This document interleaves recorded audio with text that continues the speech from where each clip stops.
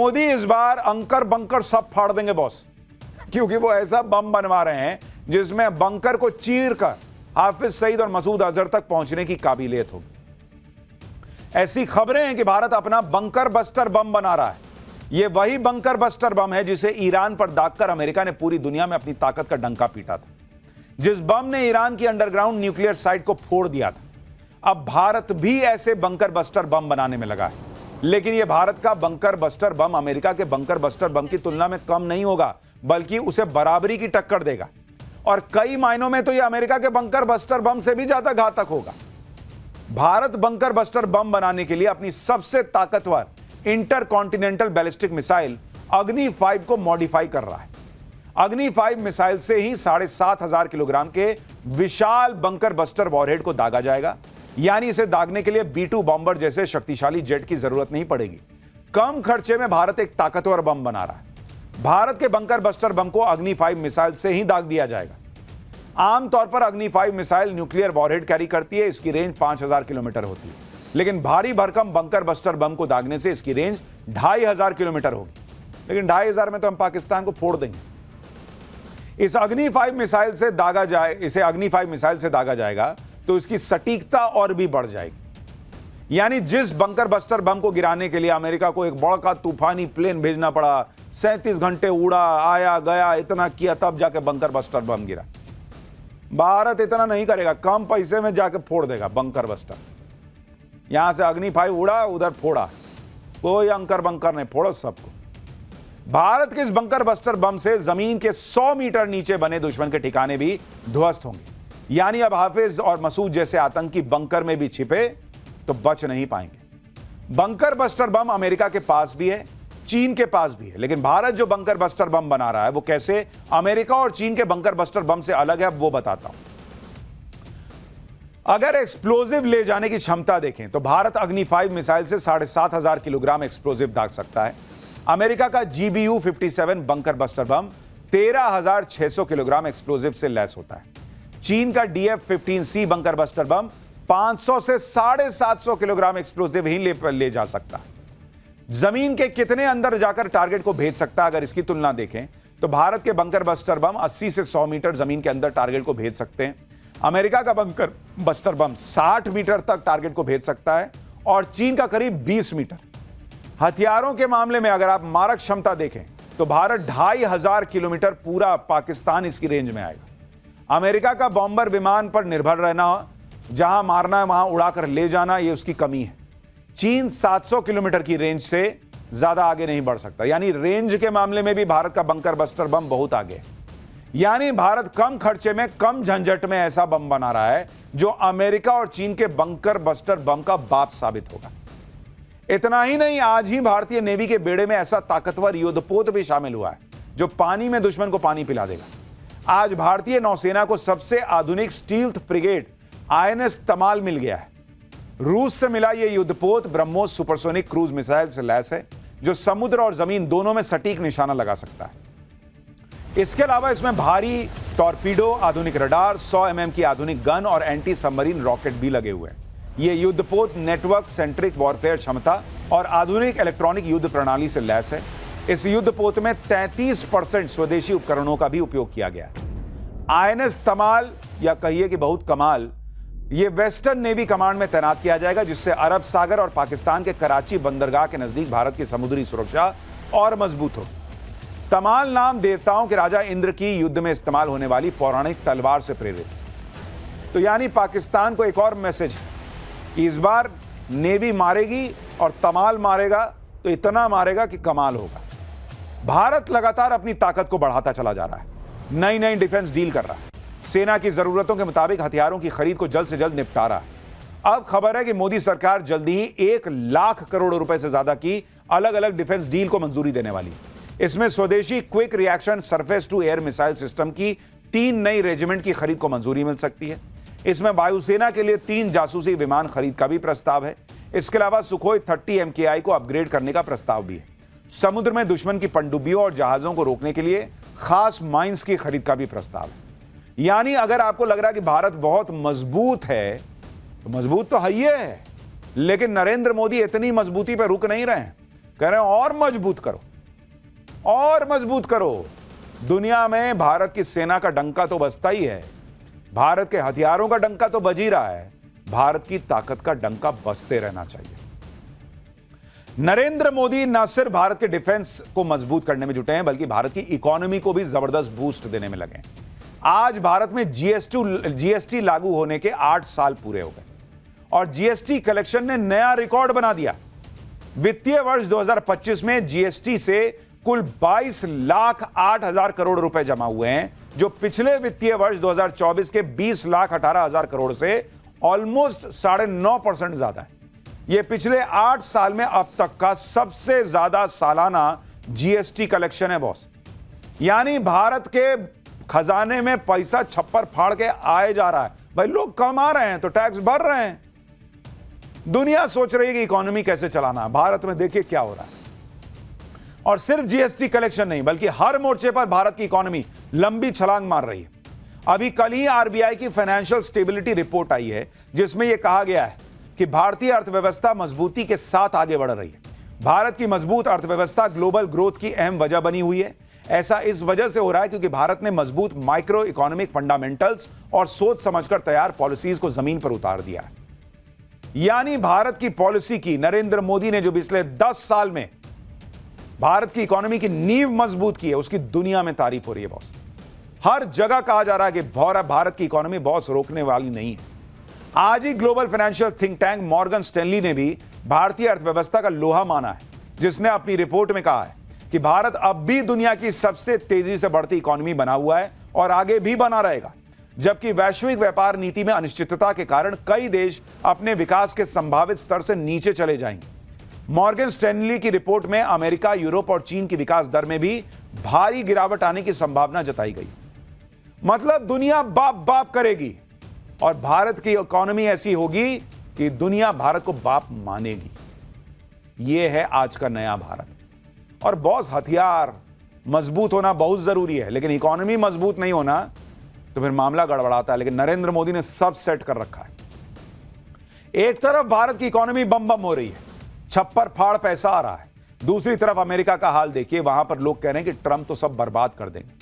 Trump जो कर रहे हैं उससे अमेरिका दिवालिया हो जाएगा, अमेरिका की इकोनॉमी डूब जाएगी। जब ये सब बातें हो रही हैं तभी ये खबर आई कि अमेरिकी डॉलर में 50 साल की सबसे भयानक गिरावट आ गई। साल 2025 की पहली छमाही में यूएस डॉलर इंडेक्स 10% से ज्यादा टूट गया है, जो साल 1973 के बाद डॉलर की सबसे खराब परफॉर्मेंस है। इसके पीछे ट्रंप की ट्रेड पॉलिसी को जिम्मेदार बताया गया है। एक्सपर्ट्स कह रहे हैं कि ट्रंप की टैरिफ युद्ध वाली धमकियों ने विदेशी निवेशकों में डॉलर के भरोसे को कमजोर कर दिया है। यह होता है जब ट्रंप जैसा नेता देश की कमान संभालता है। और जब नरेंद्र मोदी सुधार कर रहे थे तो लोग यहां हंगामा कर रहे थे। अब देखिए क्या स्थिति बनी। और यह सिर्फ डॉलर की गिरावट नहीं है, बल्कि ट्रंप की इमेज को भी झटका है, जो अमेरिका की इकोनॉमी को तो डूबने से बचा नहीं पा रहे और पूरी दुनिया को अपनी ट्रेड पॉलिसी से डराने की कोशिश कर रहे हैं। भारत को लेकर भी ट्रंप दो तरीके से माहौल बनाने कह रहे हैं कि भारत और पाकिस्तान के बीच सीज फायर करवाया है और यह सीज फायर उन्होंने अपनी ट्रेड पॉलिसी के दम पर करवाया। लेकिन अब भारत ने ट्रंप के इन दोनों ट्रंप कार्ड को ध्वस्त कर दिया। भारतीय विदेश मंत्री एस जयशंकर ने अमेरिका में बैठकर ट्रंप के दावे की हवा निकाल दी। पहले तो पीएम मोदी ने फोन पर ट्रंप को कहा कि भाई तुम जो कह रहे हो वो सब नहीं हुआ है, और अब भारत के विदेश मंत्री अमेरिका गए हुए हैं। वहां उन्होंने न्यूज वीक मैगजीन को इंटरव्यू दिया और उसमें जयशंकर ने क्या कहा अमेरिका में बैठकर कि भारत का सीज फायर का फैसला किसी बाहरी दबाव में नहीं था। अमेरिका के साथ ट्रेड और पाकिस्तान के साथ सीज फायर के फैसले के बीच कोई संबंध ही नहीं था। जयशंकर ने कहा कि ऑपरेशन सिंदूर के दौरान 9 मई की रात अमेरिकी उपराष्ट्रपति जेडी वेंस ने पीएम मोदी से बात की थी और उस दौरान वो खुद प्रधानमंत्री के कमरे में मौजूद थे। एस जयशंकर के मुताबिक वेंस ने चेतावनी दी थी कि पाकिस्तान भारत पर बड़े हमले की योजना बना रहा है, लेकिन पीएम मोदी पाकिस्तान की धमकियों से बेपरवाह थे। पीएम मोदी ने कहा था कि हमले का जवाब दिया जाएगा और इसके बाद अगली सुबह 10 मई को अमेरिकी विदेश मंत्री मार्को रूबियो ने पीएम मोदी को फोन किया। रूबियो ने कहा कि पाकिस्तान बातचीत के लिए तैयार है। इसके बाद ही पाकिस्तान के डीजीएमओ ने भारत के डीजीएमओ से संपर्क किया और सीज फायर की रिक्वेस्ट की। जयशंकर ने जोर देकर कहा कि सीज फायर की बातचीत में कहीं भी अमेरिका से ट्रेड डील की कोई चर्चा नहीं हुई थी। यानी भारत के विदेश मंत्री ने भी अमेरिका में बैठकर अमेरिका के राष्ट्रपति झूठा है यह साबित कर दिया।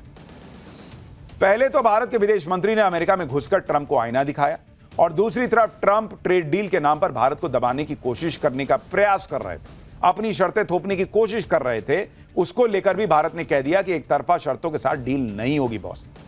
भारत एक हाथ से देगा तो दूसरे हाथ से लेगा भी, चाहे वो अमेरिका हो या कोई और देश, भारत को फर्क नहीं पड़ता। जानकारी के मुताबिक अमेरिका चाहता कि भारत पर 10% टैरिफ बनाए रखे, लेकिन भारत इसे मानने को तैयार नहीं और चाहता कि कई सेक्टर्स में 10% टैरिफ को जीरो किया जाए। सूत्रों के मुताबिक अमेरिका चाहता कि भारत में उसे ऑटोमोबाइल और कृषि और डेयरी उत्पादों में एंट्री मिले। भारत साफ साफ कह रहा है कि कृषि और डेयरी हमारी रेड लाइन है, हम एक बिग ब्यूटीफुल डील चाहते हैं, लेकिन हमारी डिमांड स्पष्ट है, यहां घुसने नहीं देंगे। इतना ही नहीं, अमेरिका भारत से कह रहा है कि वो इंपोर्टेड वाहनों पर शुल्क कम करे। भारत ने भी डिमांड कर दी कि अमेरिका उसके साथ एआई, दूरसंचार उपकरण, बायोटेक्नोलॉजी, सेमीकंडक्टर, फार्मा प्रोडक्शन जैसे बाजारों में भारत को एंट्री दे तो हम सोचेंगे। यानी ट्रंप जिस धोखे में है कि वो जो कह देंगे भारत मान लेगा, ऐसा होना नहीं है। भारत ने ट्रंप को पहले ही मैसेज दे दिया है कि यह नया भारत है, किसी की दादागिरी बर्दाश्त नहीं करता। डील करना है तो करो, ना तो निकलो यहां से, भाग। तो भारत की गाड़ी तो अपने आराम से चल रही है, भारत की गाड़ी 5th गियर में चल रही है, लेकिन आपकी गाड़ी का क्या? पाठशाला में अगला चैप्टर आपकी गाड़ी का, जिसमें आपको बताऊंगा कि पुरानी कार बाइक को पेट्रोल डीजल मिलना बंद हो रहा है। सरकार के रडार में आपकी गाड़ी भी तो नहीं आ गई, ये चैप्टर देख लीजिए। दिल्ली में इस वक्त एक ऐसी फैसले की बड़ी चर्चा है, बहुत बहस चल रही है, जिस फैसले से 60 लाख से ज्यादा कार और बाइक वालों पर एक झटके में आफत आ गई है। दिल्ली में जिनके पास बहुत पुरानी कार या बाइक है, वो सब आज से परेशानी में आ गए हैं, क्योंकि उन्हें लग रहा है कि अगर ये बाइक या कार लेकर वो घर से निकल गए तो वापस उस गाड़ी को घर ला पाएंगे या नहीं। क्योंकि बहुत पुरानी कार और बाइक को लेकर दिल्ली सरकार ने बड़ा फैसला किया है। आज से दिल्ली में एंड ऑफ लाइफ व्हीकल्स यानी EOL व्हीकल, जिनकी जिंदगी खत्म होने की कगार पर है, जिनके पैर कब्र में गाड़ियों के, उनके मालिकों के नहीं, उनके खिलाफ मुहिम शुरू हो चुकी है। दिल्ली में अब 10 साल से ज्यादा पुरानी डीजल गाड़ियों और 15 साल से ज्यादा पुरानी पेट्रोल गाड़ियों को पेट्रोल और डीजल मिलेगा ही नहीं। उल्टा पेट्रोल पंप पर पहुंचते ही गाड़ी का चालान काट दिया जाएगा कि इसको कैसे लेकर निकले जी तुम, लाओ चालान लाओ। अगर जरूरत महसूस हुई तो पुरानी गाड़ी को जब्त भी किया जा सकता है, फिर चाहे गाड़ी दिल्ली की हो या किसी दूसरे राज्य की। अगर उसका एंड ऑफ लाइफ हो चुका है, मतलब वो खत्म होने पे है, डीजल गाड़ी 10 साल की हो गई, पेट्रोल गाड़ी 15 साल चल चुकी है, तो दिल्ली में नहीं चलेगी, ये क्लियर कर दिया गया है। अब लोग परेशान हैं कि दिल्ली के बाद बाहर भी ये सब होगा क्या, और दिल्ली में होगा तो गाड़ियों का होगा क्या। आज से दिल्ली के पेट्रोल पंप्स पर स्पेशल ड्राइव शुरू हो चुकी है, जिसके लिए कैसे तगड़े इंतजाम किए गए हैं ये आपको बताऊंगा। अगर आपकी पुरानी गाड़ी जब्त हो गई तो उसे कबाड़ होने से बचाने के लिए आपके पास क्या ऑप्शन है, यह भी बताऊंगा। लेकिन सबसे पहले दिल्ली में पुरानी गाड़ियों के खिलाफ कैसा एक्शन चल रहा है, जरा ट्रेलर देखिए।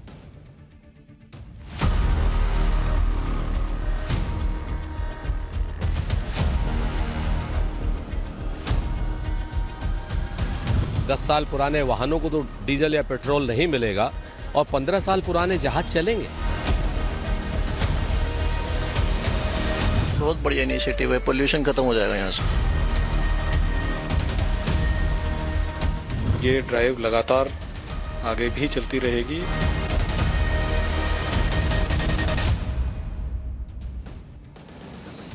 दिल्ली में बैठे बिठाए लोगों पर एक नई आफत आ गई, जिनके पास 10 साल पुरानी पेट्रोल और 15 साल पुरानी 10 साल पुरानी डीजल गाड़ी और 15 साल पुरानी पेट्रोल गाड़ी है, उनकी गाड़ियों की शामत आ गई। दिल्ली के पेट्रोल पंप्स पर पुराने वाहनों के खिलाफ धरपकड़ अभियान चल रहा है। दिल्ली में करीब 62 लाख वाहन EOL कैटेगरी में है, यानी जो मरने की कगार पर है। इनमें 41 लाख तो 2 व्हीलर वाहन है।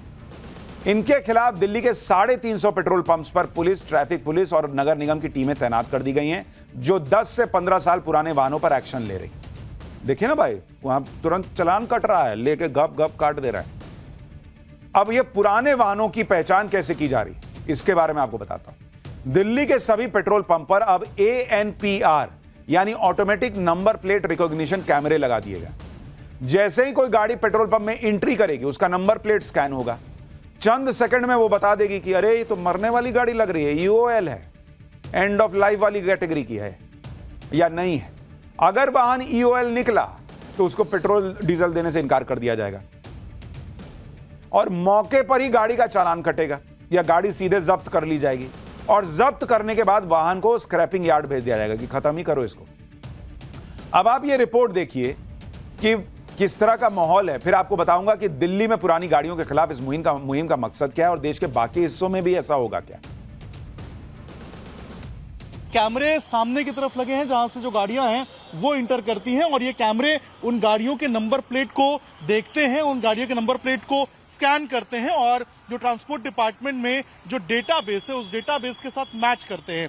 अगर कोई भी गाड़ी जो एंड ऑफ लाइफ है, जो कि ट्रांसपोर्ट डिपार्टमेंट के जो डेटा है उसके हिसाब से पता चलता है कि वो पुरानी गाड़ी है, एंड ऑफ लाइफ गाड़ी है, तो उसके बाद उस गाड़ी को यहाँ पर जो है बताया जाता है। अंदर एक छोटा स्पीकर भी बाकायदा लगा हुआ है और यही स्पीकर से अनाउंसमेंट होगी कि ये यानी आपकी गाड़ी पुरानी है, 10-15 साल पुरानी, और घुसी तो स्पीकर से हाँ हाँ बजने लगेगा कि देखो आ गया पकड़ा गया। पेट्रोल पंप्स पर जैसे ही किसी ईओएल गाड़ी की एंट्री होती है वैसे ही कैमरे नंबर प्लेट से गाड़ी की उम्र पहचान लेते हैं और तुरंत सायरन बजने लगता है। दिल्ली के आश्रम चौक के एक पेट्रोल पंप पर जब 15 साल से ज्यादा पुरानी मर्सिडीज कार फ्यूल बनाने के लिए पहुंची तो सायरन बज गया। वो भाई सोचेगा हम मर्सिडीज लेके जा रहे हैं, हमको कौन टोकेगा। वहां घाय घाय सायरन बज गया। इसके बाद मर्सिडीज जब्त हो गई भाई। इसी तरह एक हरियाणा नंबर की एसयूवी कार को भी पेट्रोल पंप पर सीज कर लिया गया जिस पर आर्मी का स्टिकर लगा हुआ था। हालांकि ट्रैफिक पुलिस की टीमें जरूरत महसूस होने पर ईओएल वाहनों को मौके पर जब्त कर रही हैं। ज्यादा ईओएल वाहन मालिकों को जुर्माना लगाकर छोड़ा भी जा रहा है।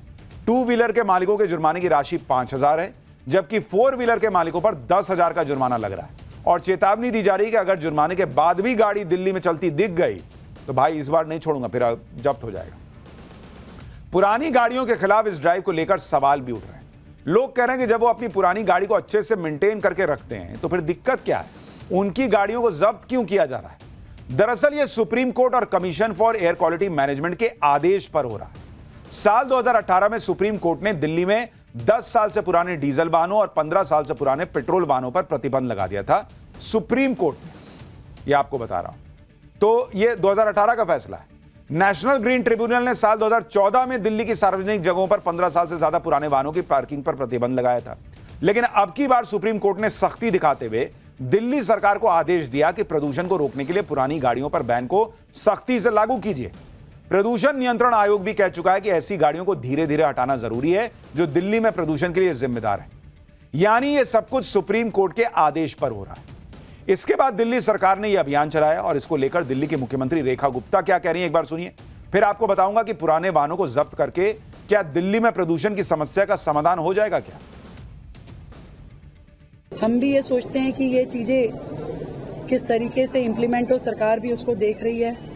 कैमरों के ऊपर बहुत बड़ी इसमें डिपेंडेंसी है कि पेट्रोल पंप पे जो कैमरों की बात माननीय कोर्ट द्वारा की गई, हम भी उसकी वायबिलिटी देख रहे हैं कि दिल्ली में यदि कार्रवाई ये शुरू होती है तो उसका इम्प्लीमेंटेशन ठीक से हो, लोगों को दिक्कतें ना आए, लोगों के संज्ञान में भी चीज़ें रहे।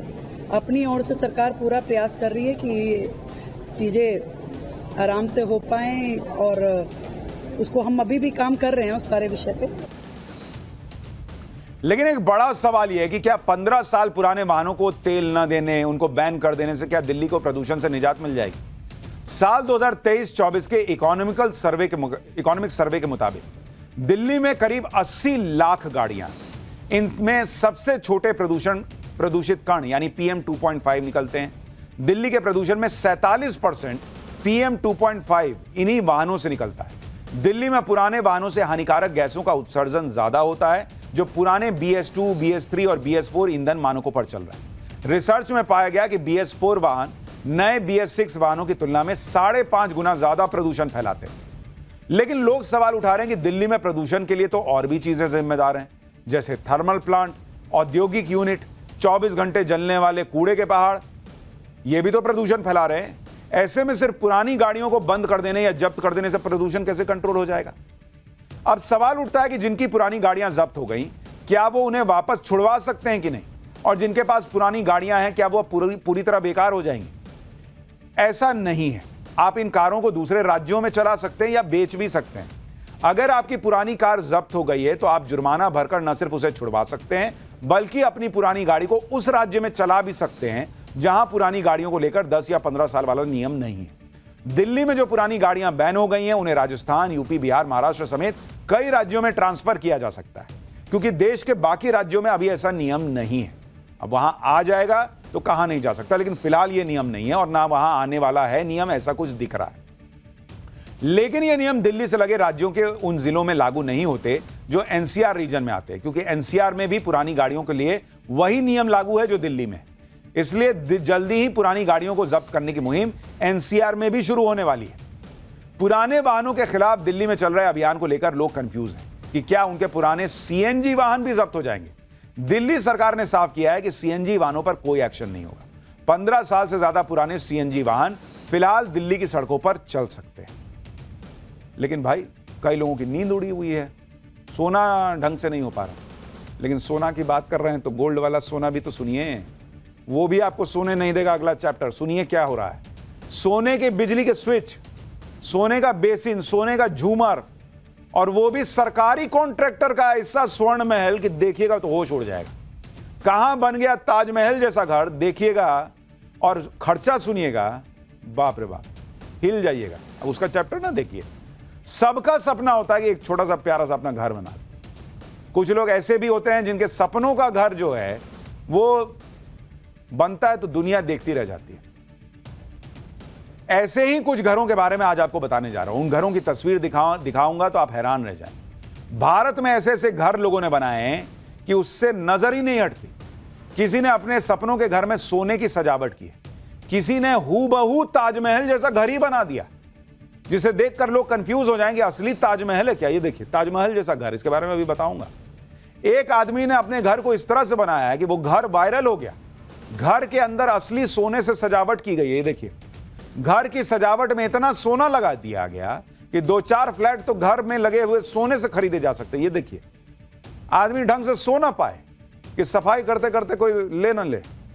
इसी तरह से एक इंसान ने अपने प्रेम को जाहिर करने के लिए ताजमहल जैसा घर बना लिया, जो एकदम असली ताजमहल जैसा दिख रहा है, बस छोटा है थोड़ा।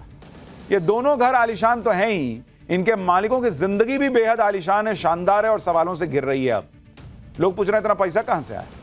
सबसे पहले आपको वो घर दिखाते हैं जिसने सबके होश उड़ा रखे। ये घर मध्य प्रदेश के इंदौर में एकदम फिल्मी स्टाइल में बनाया गया है, जैसा फिल्मों में घर होता है। बेहद आलीशान घर के अंदर लंबा चौड़ा गार्डन, गाड़ियों के लिए बड़ा सा गैराज, सबसे बढ़कर घर की सजावट। इंदौर के इस घर को गोल्डन हाउस कहा जा रहा है, स्वर्ण महल, क्योंकि इस घर के अंदर असली सोने की सजावट की गई है। देखिए ना भाई, बिजली का स्विच सोने का है।